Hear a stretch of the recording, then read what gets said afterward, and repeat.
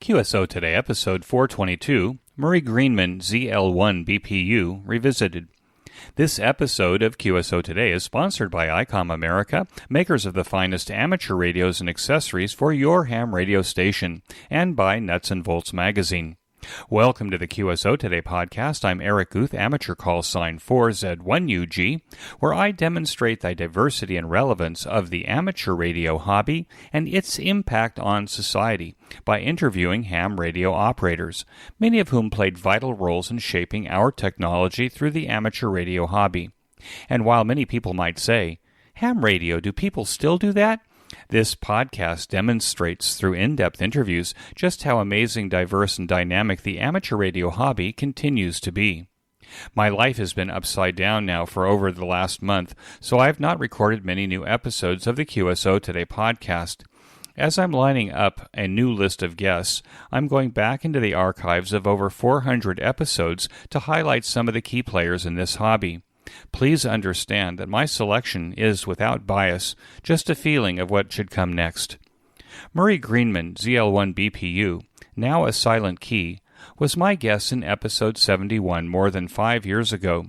Murray was famous in amateur circles for the development of the original digital modes that include but are not limited to MFSK, WSQ, Domino EX, MFSK16, FSK Hell, and S/MT Hell, and most recently FSQ. I spoke to Murray over Skype from his home in New Zealand. The body of Murray's work, spanning over 20 years, includes a book, Digital Modes for All Occasions, and online content that is very detailed and complete. Be sure to check out the show notes pages for links. Murray was a kindred spirit. May his memory be for a blessing. ZL1BPU, this is Eric, 4Z1UG. Are you there, Murray? Yeah, good morning, Eric. This is Murray, ZL1BPU. I'm here. Good morning, Murray. Can we start at the very beginning of your ham radio story? When and how did it start for you? Well, it started with the school radio club. I was at Auckland Grammar, and they had a radio club there, and in fact, they'd had one there since the 1930s. At age 16, I became part of the school radio club back in 1962. But did you get your license at that time? No, not until 1966 I got my first license. So you were what, age 20? Yep. Can you explain a little bit about what kind of licensing there is in New Zealand? Do you have the novice, general, advanced, extra class like in America? Well, we used to. At the time when I did it, we did. But we now have just one grade. But back then there were a whole series of grades. And I started off with grade 3, which is VHF only, progressed to grade 2, and then finally in 1983 I got the grade 1, which is the equivalent of your extra class. So the grade 2 would be more like the general class, where you've got limited HF privileges and all of VHF, UHF? Yes, that's right. Is the code requirement still a requirement in New Zealand for the license now? No, it hasn't been for some time, but interestingly enough, there is still a call for code examinations just so people can prove their proficiency. And they get some kind of official certificate for showing that proficiency? Yeah, an association certificate. There's nothing formal or legal about it. Did you have any mentors at that age of 16 to 20 that helped you along? Well, not to any great extent. I went along to club meetings and so on. I think the one person that does stand out is Bill Powers at L1FI, who was the club's, forgotten the term, the guy that actually held the call sign for the club. The trustee. The trustee, that's the one. Yeah, he was the club trustee. And interestingly enough, I got to know him a lot better later because he was a choral conductor, and I sang with the choir that he conducted, and we became fast friends. Later, when I was at university, I met Prof. Gary Bolds at L1AN, who remains a close friend to this day. And he's a very bright cookie. He has a lot of publications especially on propagation, and he's been quite helpful to me in that respect. Was he probably one of the people that got you interested into propagation yourself? Oh, absolutely, yes. I read a lot of his papers, and I talked to him a lot about it, and that's what helped me understand what was going wrong with the digital modes that existed at the time.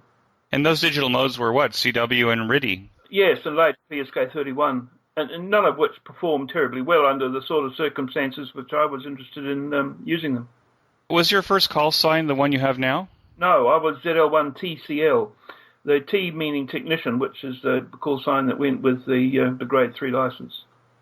Can we just go back just a second? The Grade C license, the very first license that you got, did that also have any HF privileges?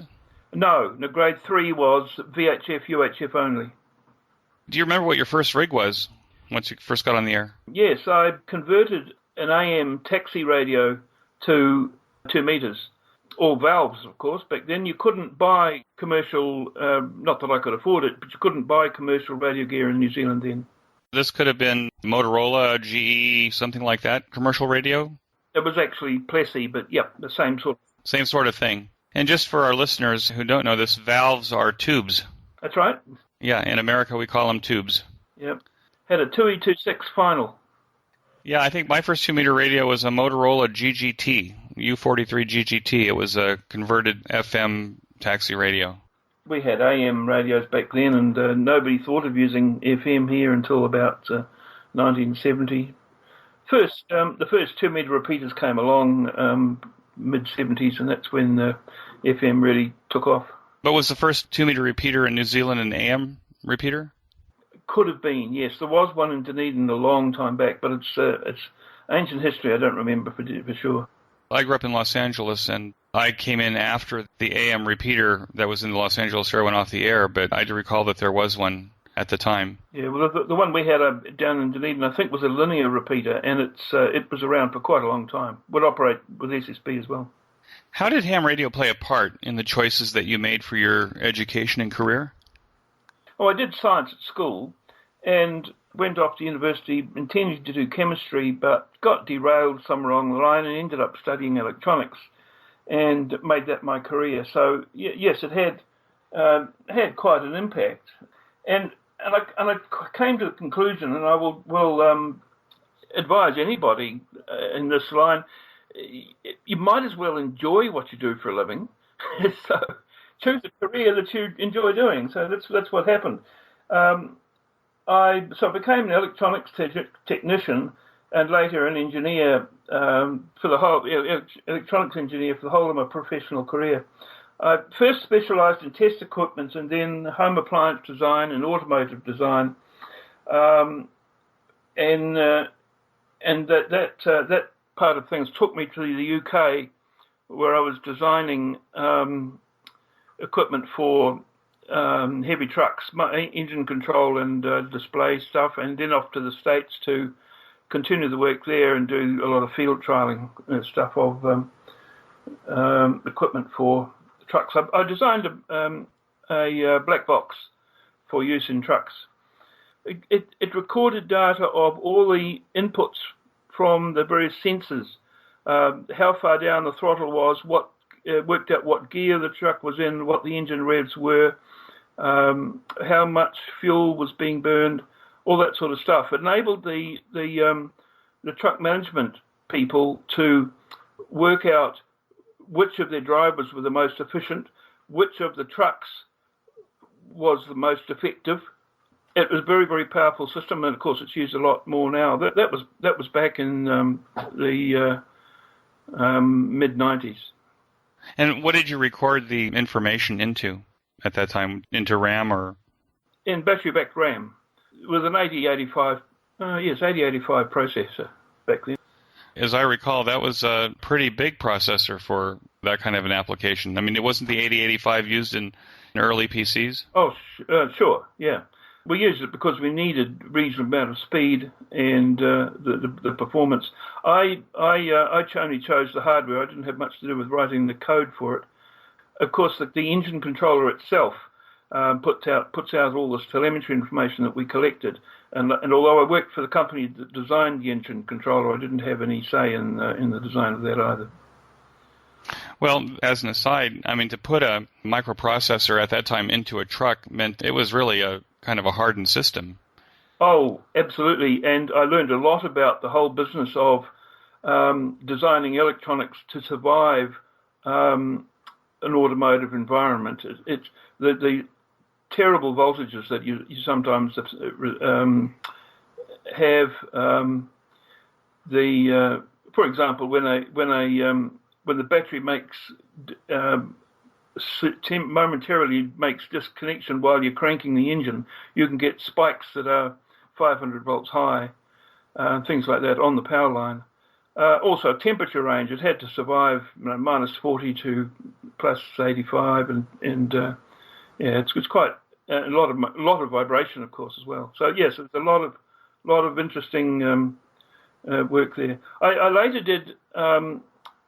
This is even more closely related to radio. I did quite a bit of work back in New Zealand on radio frequency identification, where I designed various and got patents for transmitter receiver systems for interrogating tags in animals. Some of these tags are really tiny, especially the ones used in pets. Family dog, for example. Yep, and reading them at a distance. Usually they're read with a hand reader that looks a bit like an iron. And if you're trying to read a dog that's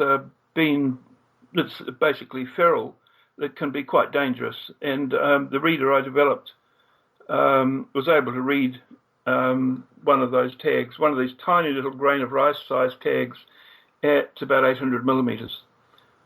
So you could walk a dog through a race and read its tag quite safely. And it used quite a bit of interesting technology that was based on radio. We used a synchronous detector that used the transmitter signal as a signal for the synchronous detector. And that's the area where there's quite a lot of interesting work and quadrature demodulation and all that sort of cool stuff. And that's where the patents. That sounds very cool. Yeah, it really made much better sensitivity than previous systems. So that's the radio thinking is important in my more recent electronics work. The last job I had before I retired was with a company that manufactured frequency references. A lot of TCXOs and some OCXOs. And I spent some time in Paris at the factory there, understanding how oven-controlled oscillators work. And I've since designed a few and fiddled around in that area as well. But it's certainly quite interesting. You have on your website a whole page about rubidium time standards. Yep. That can be purchased surplus. Why would a ham operator, since you brought up time standards, why would a ham operator want this accessory in his operating station, and how would he use it? Well, probably the perverse reason is for the pleasure of understanding the performance of your equipment and how the commercial equipment falls short of what's possible. But there are actually two pretty serious reasons for having high-performance references in your shack. One of them, which is the area that interests me most, is on LF and MF, and especially the lowest LF bands, where it's possible to use phase coherent techniques if you have a highly stable reference that can maintain carrier frequency within degrees of phase angle for days. You can do synchronous detection of the signal if your reference and the other guy's reference are close enough, and consequently be able to detect the signal when it's very, very weak that no other techniques could do. Because you can sample multiple samples of the signal, because they're coherent, you can make multiple samples and add them together to pull the signal out of the noise, because the noise is not coherent. The other main area of importance, and this is probably more people will understand this, and that is the use of narrowband techniques on microwave ham bands, where typically the stability is not good enough to achieve anything better than wideband FM. But if you're able to use a highly stable reference, you can use SSB on 23 centimeters or even higher. Because you've got the level of stability.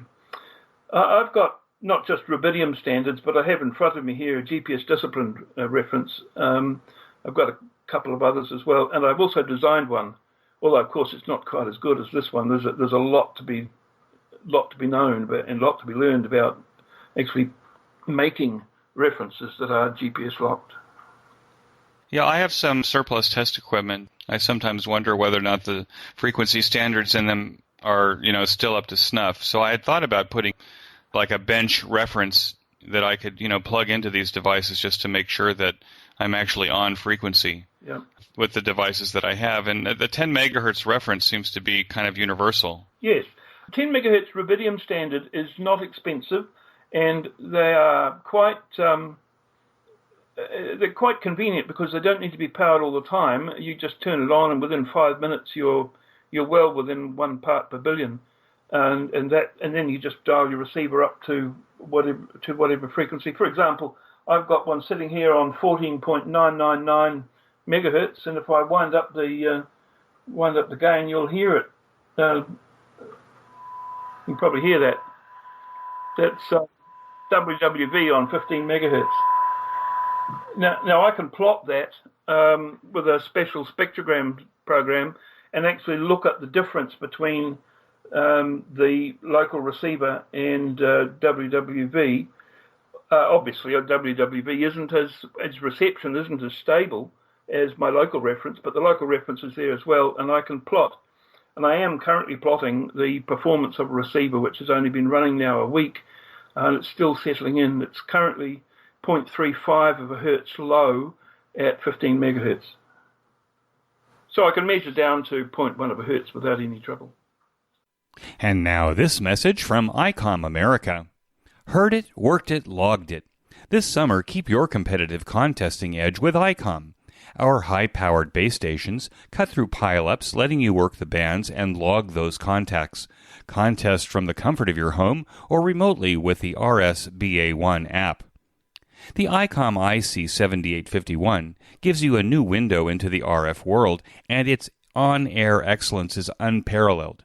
With faster processors, high input gain, high display resolution, and a cleaner signal, it's truly the pinnacle of HF perfection. Features include dual receivers, digital IF filters, memory keyer, digital voice recorder, high-resolution Spectrum waterfall display, enhanced PC connectivity, and an SD memory card slot. The ICOM IC7610 is the SDR every ham wants. This high-performance SDR can pick out faint signals in the presence of stronger adjacent signals. The ICOM IC7610 is a direct sampling software-defined radio that has changed the world's definition of an SDR transceiver. Its features include RF direct sampling system, 110 dB RMDR, independent dual receiver, and dual digicell. Create your own band openings with the ICOM IC9700. This transceiver brings direct sampling to the UHF-VHF weak signal world. This all-mode transceiver is loaded with innovative features that are sure to keep you busy that include faster processors, higher input gain, higher display resolution, and a cleaner signal. This has become the new de facto standard as a baseband rig for microwave operation as well. Features include 4.3-inch touchscreen color TFT LCD, real-time high-speed spectrum scope and waterfall display, smooth satellite operation with 99 satellite channels, dual watch operation, and full duplex operation in satellite mode. The ICOM IC7300 is a high-performance, innovative HF transceiver with a compact design that will far exceed expectations. This innovative HF transceiver digitizes RF before various receiver stages, reducing inherent noise in different IF stages. The IC7300 changed the way entry-level HF is designed. It is the go-to rig in my station now, and I love it. Features include RF direct sampling, 15 discrete bandpass filters, large 4.3-inch color touchscreen, real-time spectrum scope, and an SD memory card slot. Just know that you'll be very pleased with one of these fine rigs to enhance your contest, DX, and general ham radio operation in your station. Be sure to check out these ICOM rigs and their full line of base stations and portable radios at an amateur radio dealer near you. And when you make that purchase of a fine ICOM rig, be sure to tell your dealer that you heard about it here on the QSO Today podcast. And now back to our QSO Today. Just to get back on track, what kind of impact did or does amateur radio have on your family life? You're a really busy guy from what I can tell. Trying very hard not to be. I'm supposed to be retired. I don't think it had a big effect on family life as such. My ex-wife has a call sign, although she no longer uses it, and none of my daughters have been interested in radio. But the radio's always been there, although while the kids were little, there was little time for radio. No, it's not had a great impact, and of course, I've never been rich enough to be able to spend lots of money on the hobby anyway. So that's one of the reasons why I've been building a lot of things. Necessity is the mother of invention. Yeah, exactly, yeah. And of course, you're going to ask me about digital modes, and that's one of the reasons for getting involved there, because you can work the world on weak signals that you know. I don't need a big beam, and I don't need a 2 kilowatt linear. Well, we can go there right now.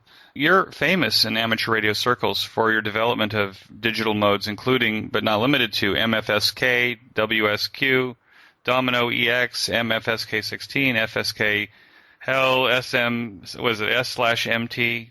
SMT, yeah. And most recently FSQ. I mean, everybody associates you with these digital modes.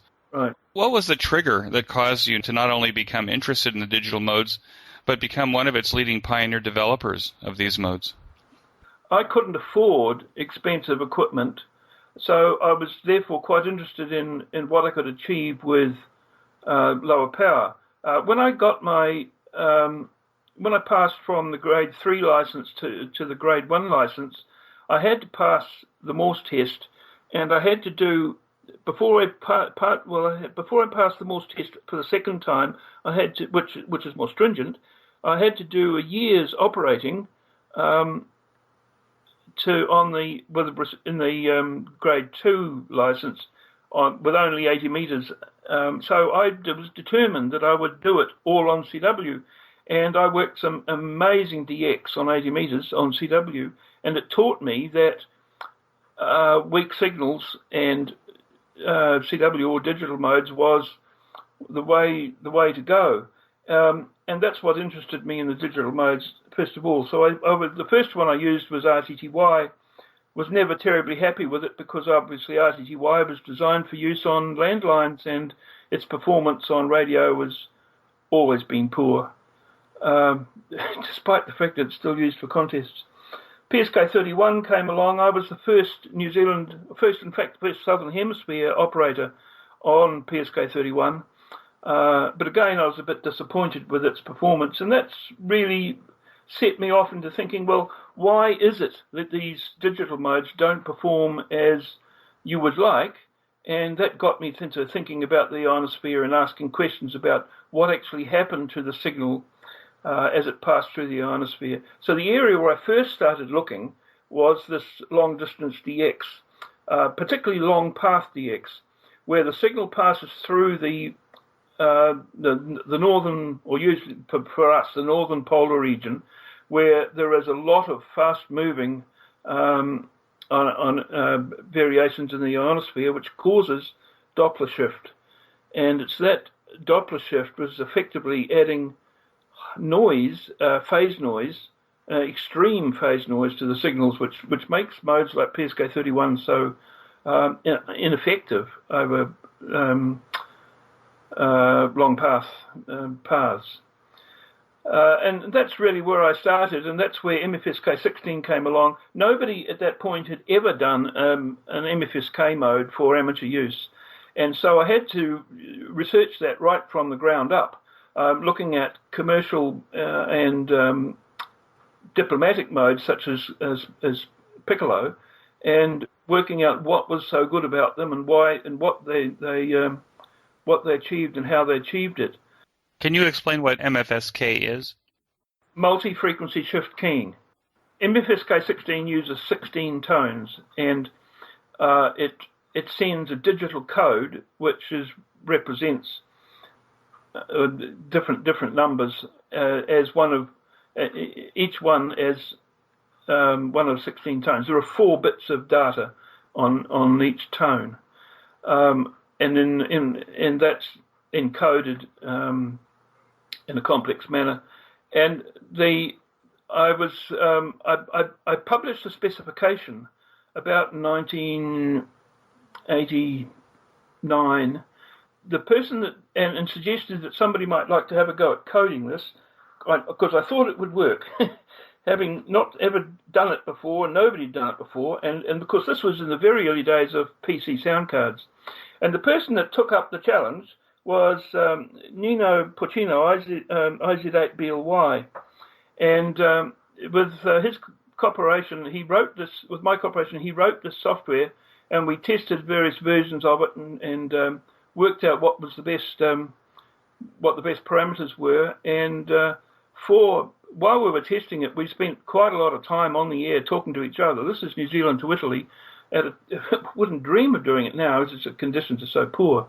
But we used to chat for an hour or two in the evening. And in fact, one night his rig blew up because he was on the air so long. And I didn't discover until about 2 or 3 years later that he was using a 6-meter vertical whip as his antenna. He's just living in an apartment. So anyway, we developed this, and it proved to be just what you needed for long path DX. It's now a bit old-fashioned, but it still is one of the best performing modes for that sort of thing. We designed it to be very robust in terms of how it would handle Doppler shift, and also it had to be very sensitive, and it had to have very good error correction to handle the fades that sort of path has. Is that what sounds like musical tones on the air? Yep. Yes. Well, there are several other MFSK modes that have come along since, but yes, it sounds like a series of musical tones. There are nearly 16 tones per second. Domino EX sounds quite similar, and of course so does FSQ, but it's running slower. One thing I should mention is that a lot of the work in the last 10 or 15 years would not have been possible without the efforts of Kon Vasiliev, ZL2AFP, who has written the code for most of these modes. And I've given him advice on some of the sort of DSP sides of things, but he's the programmer. He's the one that understands how to write Windows software.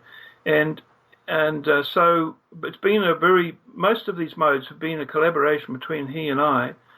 And while I do the documentation and run the website and do the promotional work, he's in the back room doing the actual. He's at the coalface, actually digging the coal and doing the hard yards, writing the code. All I do is help with the testing and complain when things don't work as I'd like them to. But so he really does deserve recognition. Are some of the digital modes better than others for different types of QSOs or operating modes or frequency bands? In other words, how do you choose which digital mode to operate? Well, this is the thing. I don't believe that most digital mode operators really appreciate that the mode you should be using is not the one that's most fashionable or the one that's most popular or what's the newest thing. You should use a mode that's appropriate to the conditions. For example, short hop 20 meters, PSK 31 is great. Long path DX 20 meters, MFSK 16 is still among the best. 80 meters, forget both of those. You need to use something quite different. Even 40 meters, you need something that's got very strong multipath capability, and that's where FSQ really shines. Domino EX is pretty good as well in that respect. But really, you need to do the research. You need to read up all you can about the different modes and avoid hype, avoid information by people that really don't have a clue. Some years ago, I wrote a book about which digital mode to use. It was published by the RSGB, and while it's now a bit out of date, It's quite helpful in explaining what the different digital modes do and why they are best for different applications. And that was actually the title of the book was Digital Modes for All Occasions, and I selected modes that were suitable for particular applications. So that's a great starting primer for someone who wants to get into the digital modes. Absolutely. It's still, I believe, in print, but you can also buy it from Amazon. Oh, okay. I'll put a link to that in the show notes page for anyone that wants to get started in the right way on the digital modes. In my notes, I actually gave you in one of my emails, I gave you the ISBN number of the book. And I'll put that in the show notes page. You can have a good read of my website, which covers all of the modes that I've been involved in, and each one, it does explain what each mode is good for. I spent a couple of hours on your websites with all the links, so I'll put that on the show notes page and urge all the listeners to also make a thorough study of your website, since you are amazing in documentation and showing your results. Well, that's what I did for a living, of course. You do a great job for ham radio, too. Oh, yeah. It's so important to me. But anybody who has any questions, they're welcome to send me an email. No problem. My email address is at the bottom of all those web pages. I want to take a minute to tell you about my favorite podcast, the Ham Radio Workbench Podcast, with George, KJ6VU, and now joined by Rod, VA3ON, Mike, VA3MW, Mark, N6MTS, and Vince, VE6LK. Every 2 weeks, George and company offer up a status report on the many amateur radio projects on their workbenches and explore projects on their guests' workbenches. This group is project active and prolific, covering many technical areas of amateur radio. So the next time you want a deep dive into ham radio electronic project building, or to learn about technology, tools, test equipment, construction techniques, and the rest, listen to the Ham Radio Workbench podcast, available on every podcast player and channel. Use the link in this week's show notes page to get to the Ham Radio Workbench podcast directly. And now back to my QSO. Murray, can I ask you, if you're a new ham or a returning ham and you're going to buy a rig to be able to operate these modes, could you think of a rig that a starting ham should use to be able to work these modes? One of the important things is stability. And the rig that I've had quite good success with, it's been relatively inexpensive, is the Kenwood TS120 and TS130. These days you can add a DDS digital synthesizer, external VFO on them, and have even better stability. But I wouldn't use a valve rig. Too difficult to achieve stability. But you can certainly use anything from the 1980s. But a hybrid rig, like the TS520 that has tube finals. The 520 would be okay, but the tube finals get a pretty hard workout when you're running digital modes. You're asking about people getting started. One of the important things that they should do is turn up at the local radio club, ask questions, borrow a rig if you can, and also ask questions of the younger hams there, rather than the old guys. Who may be already doing these modes. Yes, who are more likely to be doing the newer things than the old guys who are stuck in their ways. Now, the duty cycle on your transmitter on these digital modes is actually quite high. Is that right? Absolutely. With most of them, it's very high. So cooling and taking precautions to make sure that you can manage the heat is an important part of this. Yes, and also if you have the option, you choose a rig that will handle it. But also you choose a mode where you don't need much power. I routinely run 80 and 40 meters FSQ up and down the country on 20 watts, which means that the rig, which is an IC7100, is loafing. But if you want to work the DX, you really need to, and run a bit more power, then you really need to keep the overs short. I used to run quite a bit of PSK31 at about 30 watts, which is about all I could manage and keep the rig linear. That was with a TS520, I think, from memory.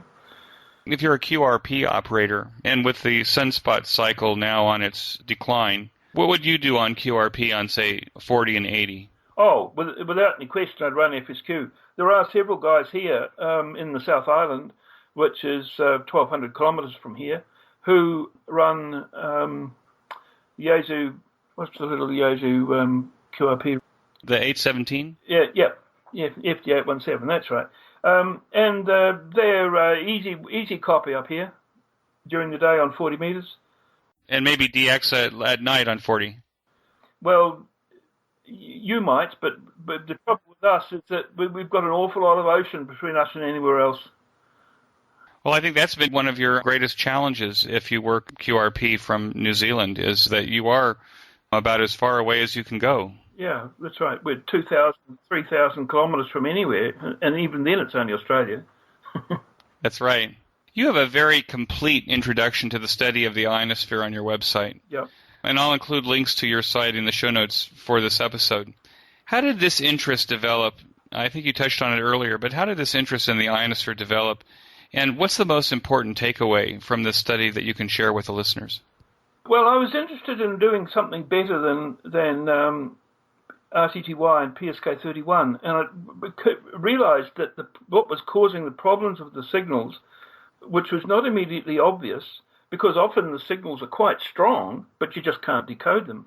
It was that the signals were being distorted by the ionosphere. So I pestered my friend Gary ZL1AN, who's a professor was a professor in the physics department at the university, and in the department that specialized in radio physics, radio propagation. And he gave me a lot of advice and pointed me to a lot of papers to read, and determined that that depends on the frequency you're dealing with and the distance you're going, what the sort of problem is, and you therefore had to choose a mode that was, or design a mode that was best suited.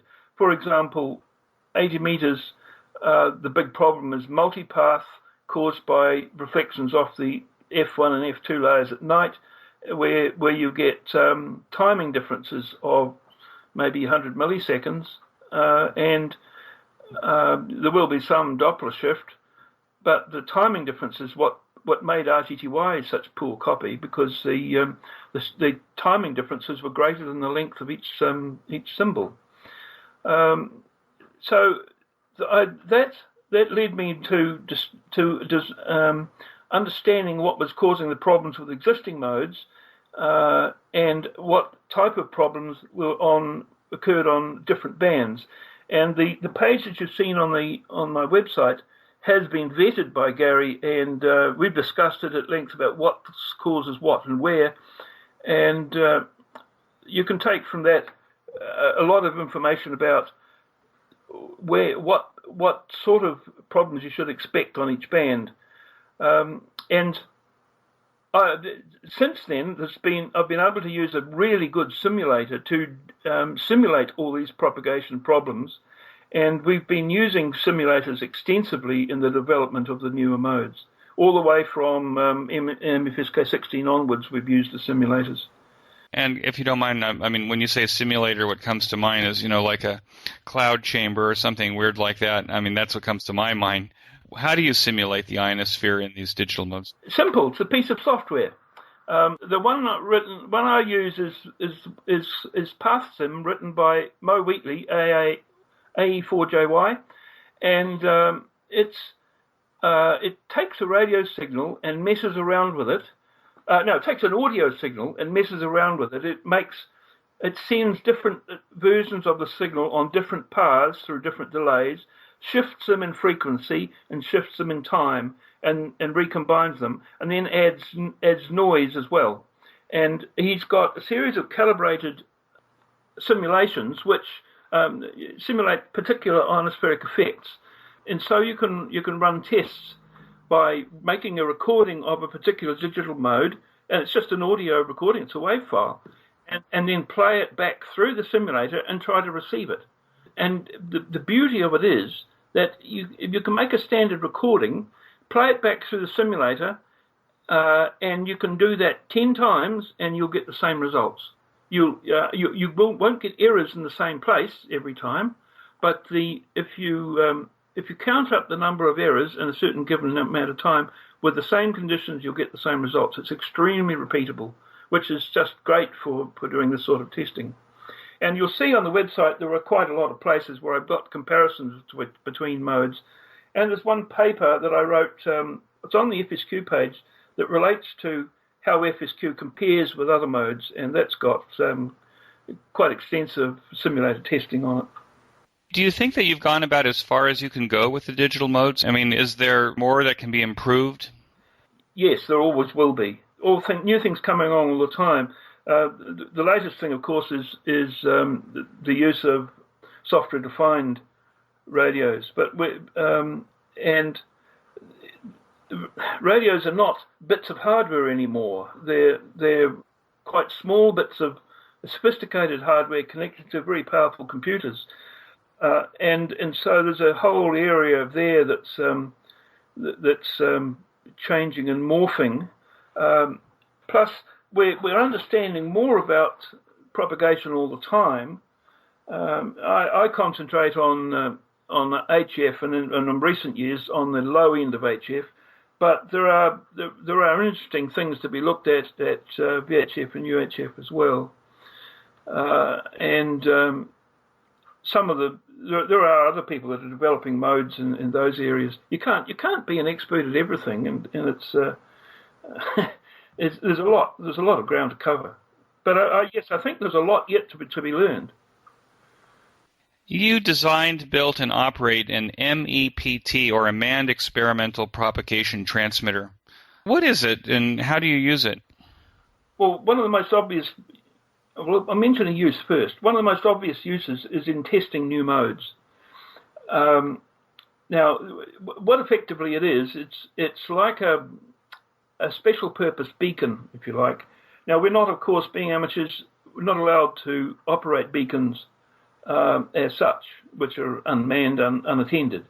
But what we are able to do is have an automated station that is attended, in that you can switch it off immediately if need be, but it can operate for extended lengths of time, and so that you can make tests with it.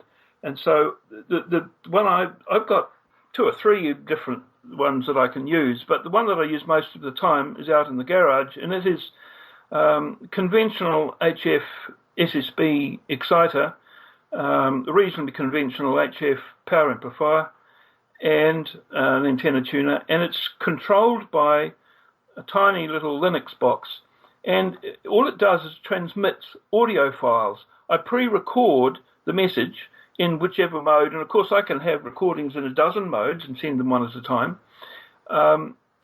So let's say we're in the initial phases of designing FSQ, and we're not sure what the best baud rates are for different conditions, or some of the other parameters that we would be able to tweak in the early days.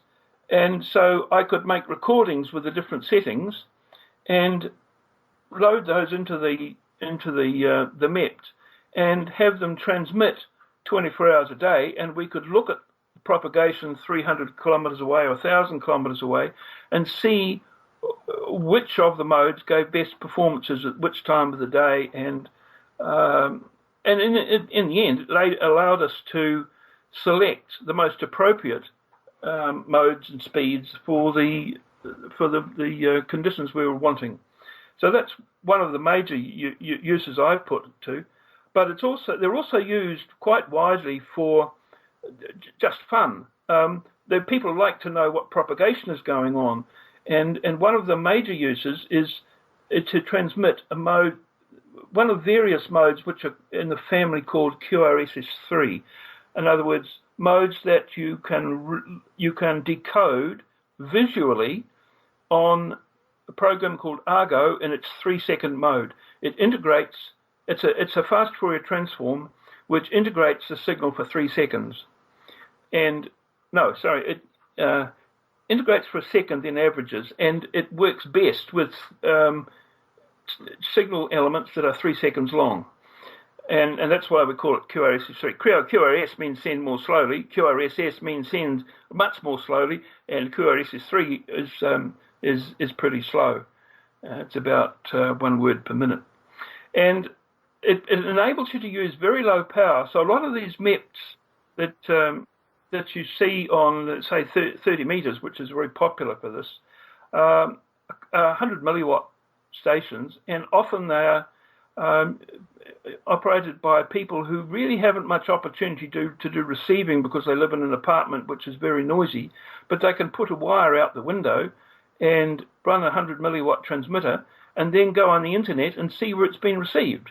And there's a group of many stations around the world that are operating QRSS3 receiving setups using this fast Fourier transform software, and they take snapshots of the image and post it on a website. And so you can go to a website and see who's receiving your signal in nearly real time, because there's usually an update every 10 minutes.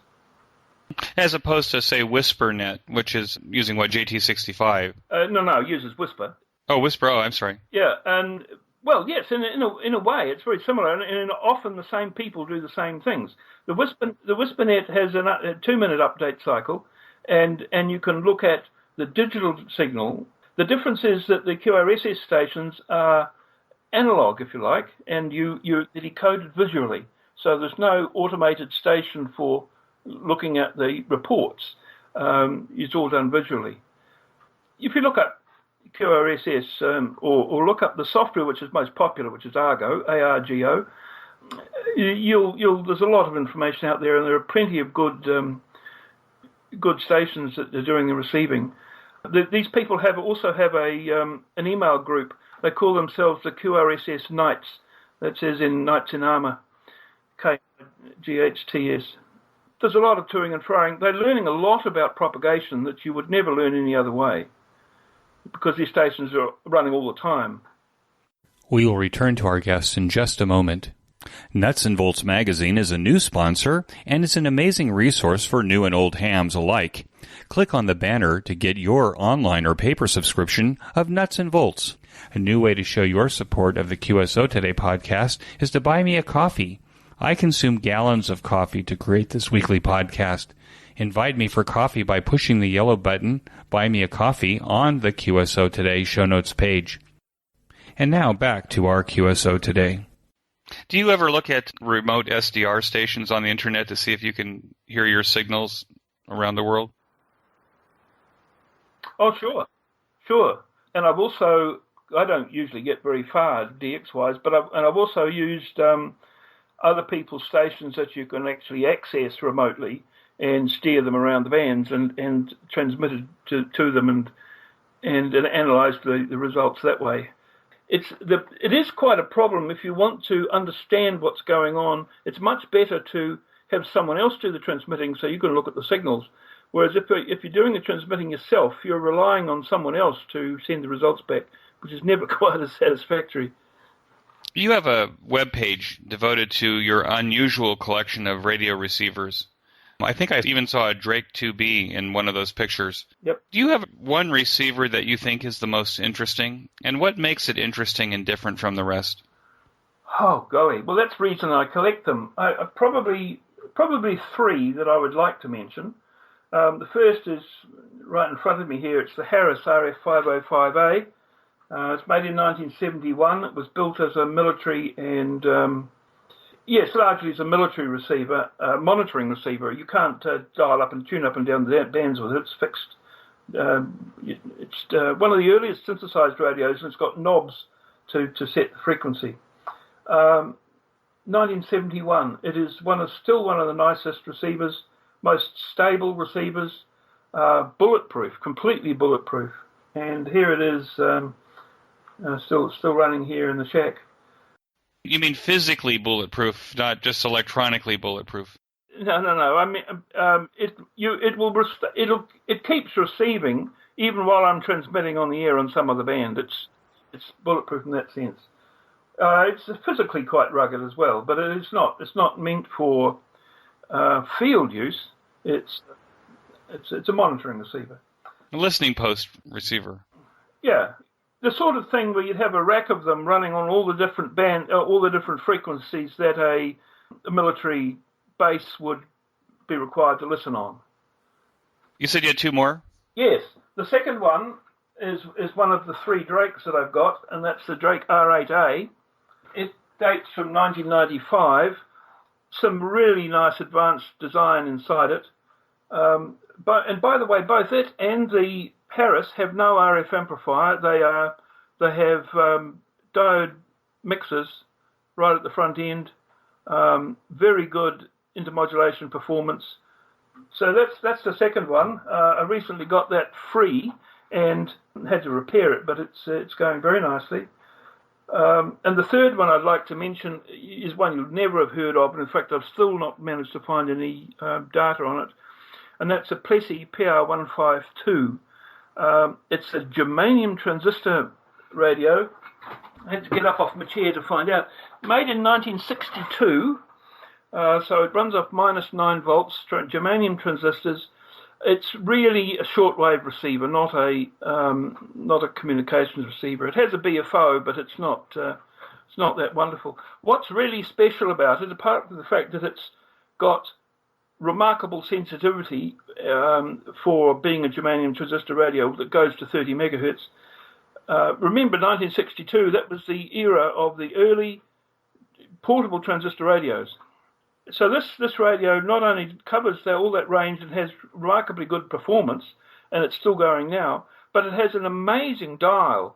The dial is a drum with a horizontal axis that's in the plane of the front panel, and so you've got this drum that rotates as you turn the tuning wheel, which is coaxial with the drum, so it's along to the side of the drum, and there's two wheels side by side. One is direct drive, the other one is on a planetary gear, so you've got fast and slow little tuning wheels, and this drum rotates with a film strip on it, and the film strip is about 15 meters long. There are two drums at the back to collect the film strip, and so you can tune up and down. There are 6 bands, I think, and the band spread is just amazing, and it tracks quite well. It's got this film strip, amazing film strip dial, and the whole thing's in an aluminium casting with bronze bearings, and then a worm gear drive to the tuning capacitors with anti-backlash gears. Just for what would have been an inexpensive early shortwave radio, was amazing hardware, mechanical design. So that's the third one of the three. Even if you go back, all the way to the 30s, just the amount of mechanical engineering in all of these radios was quite remarkable. Yes, well, that's really the area that quite interests me a lot, is how have people over the years solved quite difficult technical issues with whatever equipment they had available. And of course, the wartime command sets are a typical example of that. There wasn't much available, and yet they solved some quite tricky issues. And the design excellence is really what I like to collect. I haven't spent very much on this collection. Quite a few of the radios have been donated. And I've had to repair a lot of them, but it's the design excellence that really, and how they've solved the designs that really interest me. In the email that you sent to me, Murray, you said that you operate the LF and MF bands. Can you talk a little bit about that? Yeah. In New Zealand, we have 2 bands down there, 2,300 metres, which is 137 kilohertz, let's say, and 630 metres, which is 472 kilohertz or thereabouts. And we've had those privileges longer than most countries. The 2,200 metre band is quite larger than any other country that I can think of, and the power levels we were able to operate are quite high as well. It's much harder to operate down there because with the wavelengths of 2,200 meters, it's more than a mile. How do you fit an antenna that's a half wave long in your property? It's not quite so bad on 630 meters, which is, and I'm currently operating on a small urban piece of urban property with a Marconi vertical and operating on 472 kilohertz. I run about 150 watts. I have been up to 300 watts, solid state, and the best DX so far is Perth in Western Australia. That's about 6,000 kilometres. You can't use conventional techniques. This is all visually detected or using whisper. The best DX is done with whisper, and quite a bit of development's gone into this sort of thing. But there's a lot to be learned about how to make efficient antennas at these low frequencies and how to get pull signals out of the air when at such low frequencies. Especially on an urban lot. Oh, yeah, where it can be very noisy. We're allowed 25 watts EIRP on 630 meters, which is more than most countries. However, to achieve that would require more power than I could ever possibly manage, because the efficiency of my antenna is well under 1%. So you're talking about 3 kilowatts or more to achieve that. You're much better off to go to some site where you can borrow a larger antenna, like a broadcast antenna that's not being used. I have my eye on one down the road that's 90 meters tall. But you have been able to get to Perth, even with the inefficiencies of your antenna and the power level that you're operating. Yeah. Perth is what, 4,000 miles away, something like that? Yeah, yes, 6,000 kilometers. Yeah. Yeah, that's pretty cool. Yeah. We don't think miles here. We haven't done for 30 years. Not only are you an accomplished electronics engineer, designer of electronics, and software developer, but you also are a successful musician, choral performer, occasional conductor and soloist, horn player, and creator and player of Irish whistles. In my opinion, based upon the body of work that you've created and shared, you're a Renaissance man. What do you think it takes to develop, maintain, and contribute to all of these areas of your life? What's the secret sauce there? Well, I think you've got to just stop yourself from going mad. I've had diverse interests most of my life, and of course your interests change. At the time when my kids were little, we did things that kids do. We went for walks, we went for bike rides, we were involved in music that they were involved in. But since I've had more time to myself, and especially since I retired, I've been able to enjoy the things that I like to for myself. I've got quite a collection of brass musical instruments, which I just have pleasure in playing and get the opportunity to play at church every Sunday, and I play in the local training band, where the young kids are learning to play in a brass band, but you need mature players of mediocre standard to fill out the band. Because the kids usually play cornets or smaller instruments. You need mature instrument players to fill out the band. And of course, the other important part of it is that the mature players know the protocols and the behaviour involved in band practice.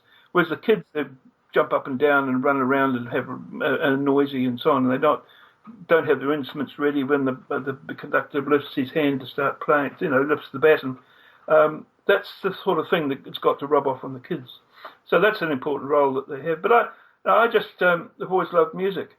I've been singing since, I sang the national anthem when I was when I was about 13 at the school prize giving, and when I was a soprano, and then I didn't sing much again until in my early 20s, and I joined a choral society. And of course, I've learned a lot about singing since, and the choral technique. Had singing lessons, had conducting lessons. It's just I don't know. Somehow electronics and music do go together. Yeah, I think that's true. Can I ask what vocal range you are? Are you a tenor? I'm a tenor, yep. The tenors always get the girls. I wish. I sing baritone. I'm in an opera right now, but in all the shows that I'm in or have done, I'm always the bad guy. Well, you'll appreciate that I recently did the role of Nanki Poo in Mikado, and that of tenor roles is quite a tricky one. It's quite high. That's Gilbert and Sullivan, and we're doing Iolanthe right now. Oh, yes, great fun. I didn't think I'd like it because it's very British, but it's actually, the music is beautiful and it's quite challenging.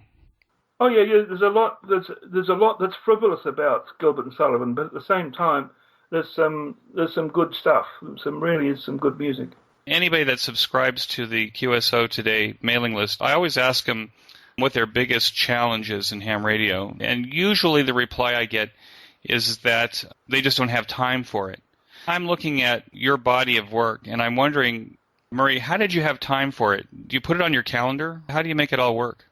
Well, I do it when I'm not doing something else. I don't put it on my calendar. I put everything else on the calendar. Do radio things when I'm not able, when I'm not doing something else. Things like the development of new digital modes take a lot of gestation. It was about 9 months for FSQ, and the first 3 months of that was just mulling over ideas and swapping ideas, and then we did a certain amount of trying out various ideas, and so a lot of that time you're actually not doing anything on it. It's sitting in your mind, being warmed over occasionally while you're doing something else. I might be doing the gardening and think up something. So I juggle all these things at once. It's not. It might look like the web might say, if you're looking at the website, that might look like an awful lot of ground is covered. But I've had that web presence since 1997, so it's been there a while. Well, obviously it's been edited and changed and updated many times, but that represents the work of nearly 20 years. What advice would you give to new or returning hams to the hobby? Well, as I mentioned before, talk to young folk that are involved. Talk to your club members. Get on the air, but be very selective of who you believe, because there's a lot of disinformation.